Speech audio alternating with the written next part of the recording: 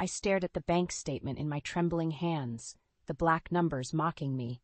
$15,000 transferred to an unknown account every month for the past 2 years. My heart pounded as the realization hit me like a freight train. Thomas had been lying to me all this time. "Lena? Are you all right?" Thomas's voice drifted from the living room, oblivious to the storm brewing inside me. I took a deep breath, steadying myself. "Thomas, we need to talk." He ambled into the kitchen, that easy smile on his face that had once melted my heart. Now it only fueled the fire burning within me. "What's wrong, honey?" I slammed the statement down on the counter. "What is this? Who have you been sending money to every month?" His face paled as he glanced at the paper. It's nothing. Just some investments." "Don't lie to me," I snapped, my voice rising. "I'm not an idiot, Thomas. $15,000 every month for 2 years? That's not nothing." He ran a hand through his graying hair, his shoulders slumping in defeat. "All right, you got me. I have a son, from an affair 20 years ago." The words hit me like a physical blow, knocking the wind out of me. A son? An affair? After everything we'd been through together, after all the years of building a life and a family, he had betrayed me in the worst possible way. "How could you?" I whispered, my voice thick with unshed tears. "All this time, you've been lying to me, to our daughter." Thomas reached for me, but I recoiled from his touch. "Lena, please, it was a mistake, a terrible mistake that I've regretted every day since. But I love you, and I love Caroline. You have to believe me." I shook my head, my heart shattering into a million pieces. "I don't know what to believe anymore. Get out of my sight, Thomas. I can't even look at you right now." He opened his mouth to protest, but the ringing of the doorbell cut him off. I brushed past him, wiping furiously at the tears streaming down my cheeks. "Mom? What's going on?" Caroline's concerned voice greeted me as I wrenched open the door. My beautiful daughter, the one constant light in my life, stood on the doorstep, her brow furrowed with worry. How could I tell her the truth? How could I shatter the perfect image of our family that she had grown up believing? "It's nothing, sweetheart," I lied, forcing a smile. "Just a little disagreement between your father and me." Caroline's gaze flickered over my shoulder to where Thomas stood, his head bowed in shame. "Are you sure? You look upset." "I'm fine, really." I pulled her into a tight embrace, savoring the warmth and comfort of her presence. "Why don't you come in? We can catch up over some tea."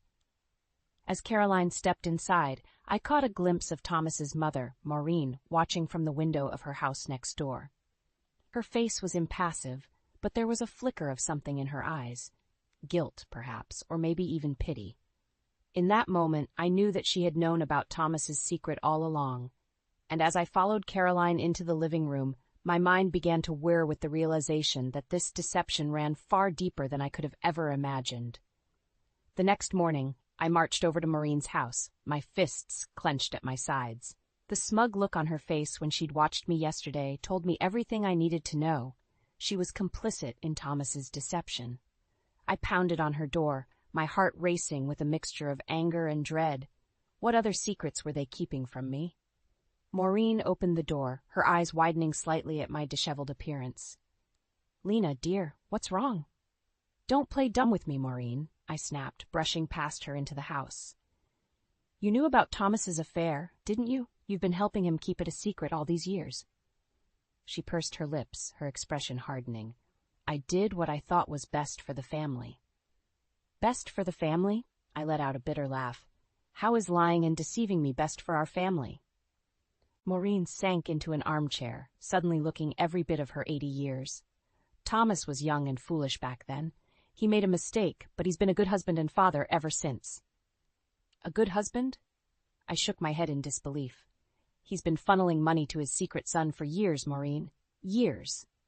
Her eyes widened, and for a moment, I saw a flicker of genuine surprise cross her face. "What are you talking about?" I pulled out the bank statements, thrusting them at her.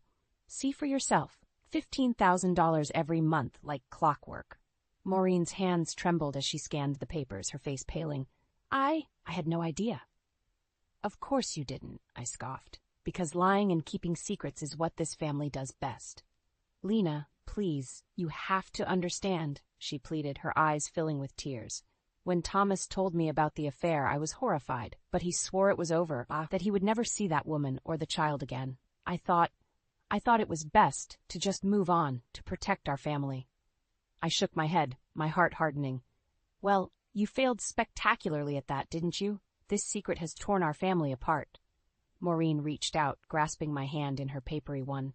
I'm so sorry, Lena. I never meant for you to be hurt like this. But her apology rang hollow in my ears.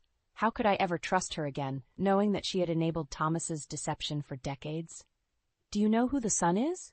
I asked, my voice low. The one Thomas has been supporting all these years? Maureen shook her head, her eyes downcast. No, I don't. Thomas never told me his name or anything about him. A sudden thought struck me, and I felt my stomach twist into knots. What if this secret son was closer than we realized? What if he was someone we knew, someone we had interacted with for years without ever knowing the truth? The possibilities were endless, and each one more horrifying than the last. I had to find out the truth, no matter what it took. As I left Maureen's house, my mind was whirling with a newfound determination. Thomas and Maureen had shattered my world with their lies, but I wouldn't let them get away with it. I would unravel every last secret, every deception, until the truth was laid bare for all to see.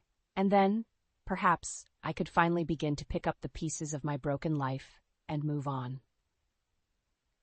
That evening, Caroline came over for dinner as planned.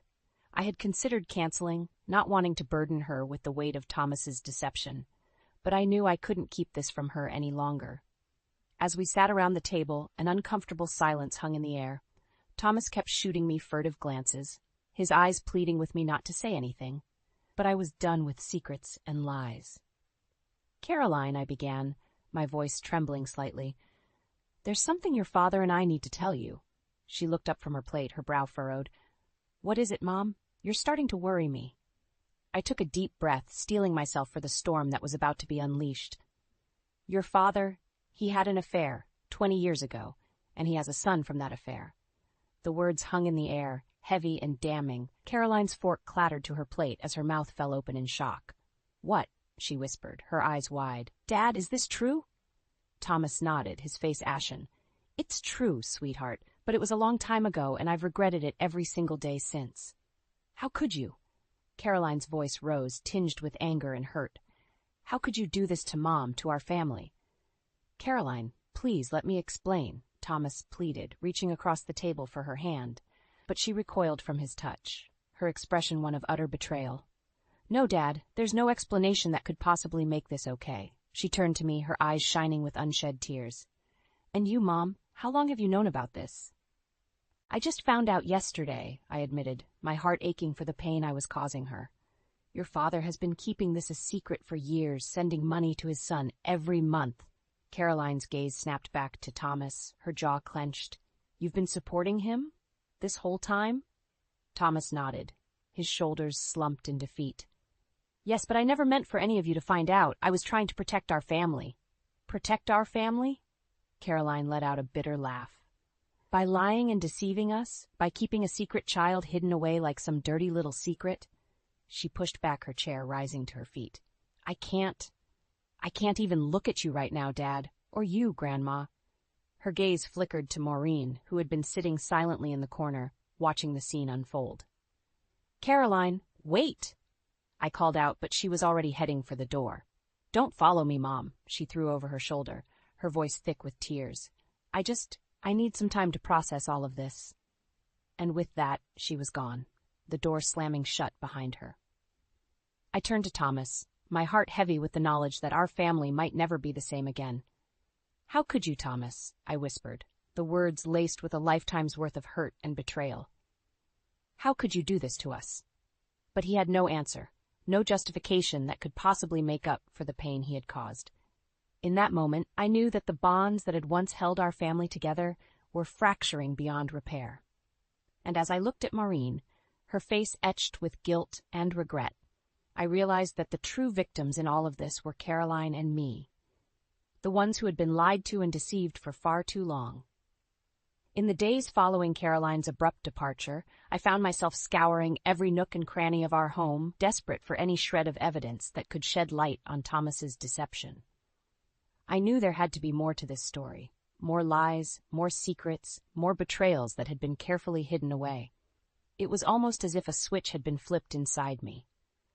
The woman who had once been content to turn a blind eye, to maintain the facade of a happy family, was gone.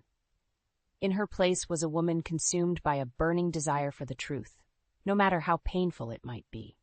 Late one night, as I was rifling through Thomas's desk drawers, my fingers brushed against a thick envelope tucked away in the back corner.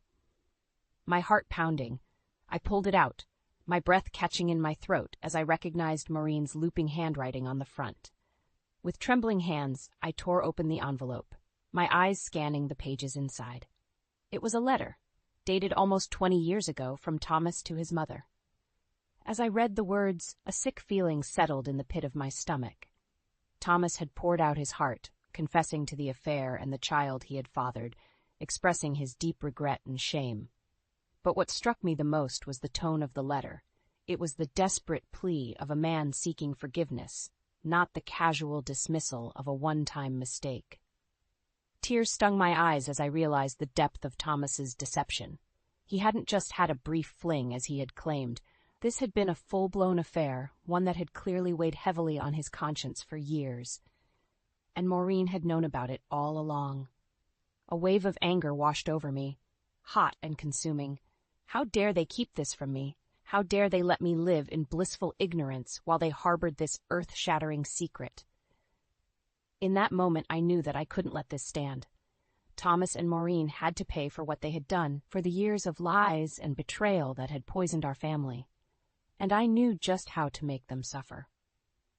With a newfound determination, I tucked the letter back into the envelope and slipped it into my purse. This was the key, the weapon I needed to dismantle their carefully constructed facade once and for all. I would reveal the truth, bit by agonizing bit, until Thomas and Maureen were forced to confront the full extent of their deceit, and then perhaps I could finally begin to heal from the wounds they had inflicted upon me. As I climbed into bed that night, a sense of calm washed over me. The path ahead would be difficult, no doubt, but I was ready to face it head-on. I would not be a victim any longer. I would be the architect of my own revenge.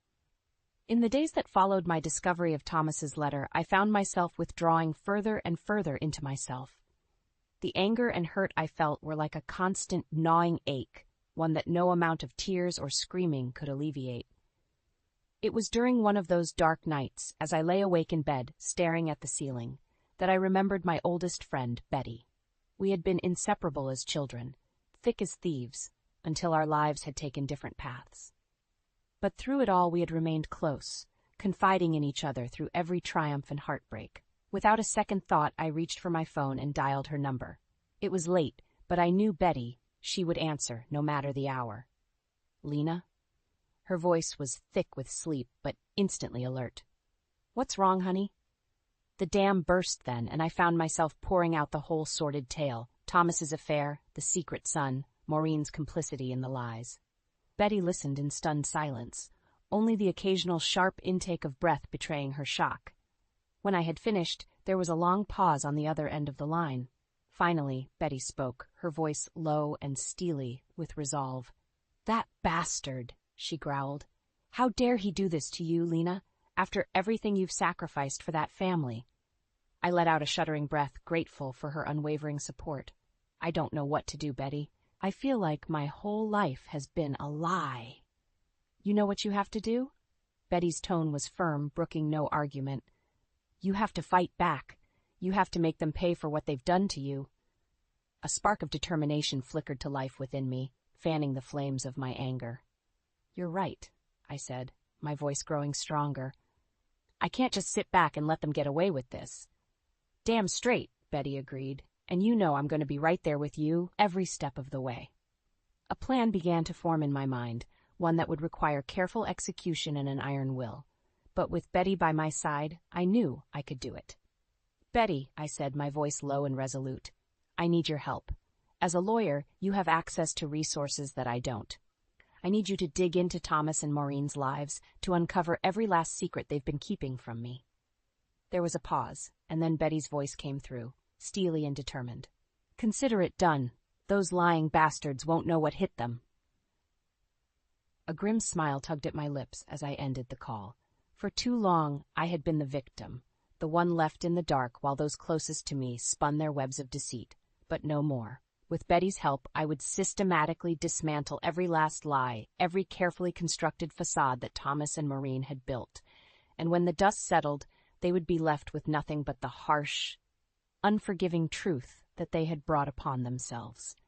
It was time for me to take control of my own life, to shed the shackles of their betrayal, and forge a new path forward. And if that meant exacting a little revenge along the way, well, so be it. They had made their choices, and now it was time for them to face the consequences. With Betty's help, I began to gather every shred of evidence I could find. Bank statements, phone records, even old letters and emails. The more we uncovered, the more sickened I became by the depth of Thomas and Maureen's deception. It turned out that the money Thomas had been sending to his secret son was just the tip of the iceberg. There were offshore accounts, hidden investments, even a safety deposit box filled with cash and valuables, all carefully hidden away from me over the years. As the full scope of their lies became clear, a cold fury settled over me. They had not only betrayed me emotionally but financially as well, squirreling away resources that could have made our lives so much easier. Finally, after weeks of meticulous investigation, I felt ready to confront them. I arranged for us all to gather at Maureen's house. Thomas, Maureen, Caroline, and even Will, the son Thomas had kept hidden for so long. As they filed in, their expressions ranged from confusion to outright hostility. Thomas shot me a warning look, but I met his gaze with steely resolve. "What's this all about, Mom?" Caroline asked, her brow furrowed. I took a deep breath, steadying myself. It's time for the truth to come out, once and for all. Turning to Thomas and Maureen, I leveled them with a withering glare. "You two have been lying to us for far too long, not just about the affair and Will, but about so much more." From my bag, I withdrew the stack of evidence Betty and I had compiled. Bank statements, phone records, even the damning letter from Thomas to Maureen, all those years ago. "You've been hiding money, keeping secrets, living a double life right under our noses," I continued, my voice rising with each accusation. "And you've kept this from Will, too. Your own son, Thomas. How could you?" Will's head snapped up, his eyes wide with shock. "What is she talking about, Dad?" But Thomas remained silent, his gaze fixed on the floor in front of him. "That's right, Will," I said, turning to face him. "Thomas is your father. He's the one who's been sending you money all these years, keeping you at arm's length while he played the perfect family man with us." The room erupted into chaos then, with Caroline and Will firing questions at Thomas and Maureen, demanding answers. But the two of them remained stubbornly silent, their faces etched with shame and defiance. Finally, Caroline rounded on her father, her eyes blazing with fury. "How could you, Dad? How could you lie to all of us like this, for so many years?" Thomas opened his mouth, but no words came out. He simply shook his head, his shoulders slumped in defeat. In that moment, I felt a strange sense of victory wash over me. The carefully constructed facade they had built, the web of lies they had spun for decades, had finally come crashing down around them. And as I looked at the shattered remains of our family, I realized that this was just the beginning. The road ahead would be long and painful, but at least now we could start to heal, without the burden of their secrets weighing us down. As for Thomas and Maureen, they would have to face the consequences of their actions, just as I had faced the consequences of their betrayal.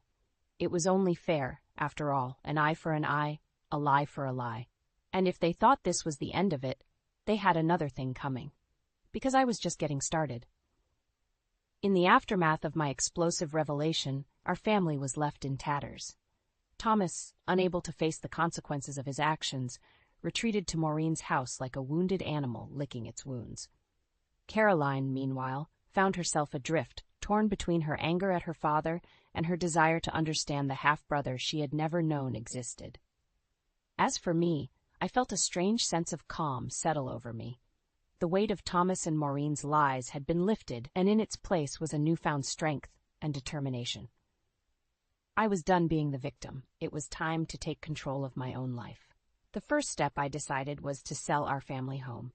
It had once been a sanctuary, a place filled with love and laughter, but now it felt tainted by the ghosts of their deception. I needed a fresh start, a clean slate on which to build a new life for myself. Caroline was surprisingly supportive of my decision, perhaps sensing that it was a necessary step in my healing process. She even offered to help me sort through our belongings, a task that proved to be both cathartic and emotionally draining. As we packed up the remnants of our old life, Caroline would occasionally pause, her fingers tracing over a cherished memento or family photo. "How could he do this to us, Mom?" she would ask, her voice thick with emotion. "After everything we've been through together, how could he throw it all away like this?" I would simply shake my head, unable to offer any words of comfort or wisdom. The truth was, I didn't have the answers. I was just as lost and confused as she was. But through it all, a bond began to form between us, a shared understanding of the pain and betrayal we had endured. Caroline slowly started to see her father's actions for what they truly were, a selfish, cowardly act that had torn our family apart. And as she came to terms with the reality of his lies, she began to gravitate towards me, seeking the comfort and support that only a mother could provide. It was during one of those late-night packing sessions that Caroline turned to me, her eyes shining with unshed tears. "Mom, I'm so sorry," she whispered.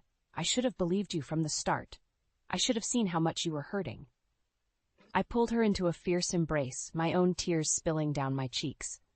"It's okay, sweetheart. We'll get through this together." And in that moment, I knew that no matter what lay ahead, we would face it as a united front, two strong, resilient women who had been forged in the fires of betrayal and emerged stronger than ever before. As for Thomas and Maureen, they had made their choices, and now they would have to live with the consequences. I had no more anger or resentment towards them, only a deep, abiding sadness for the family we had lost. But even as I mourned the past, I couldn't help but feel a glimmer of hope for the future.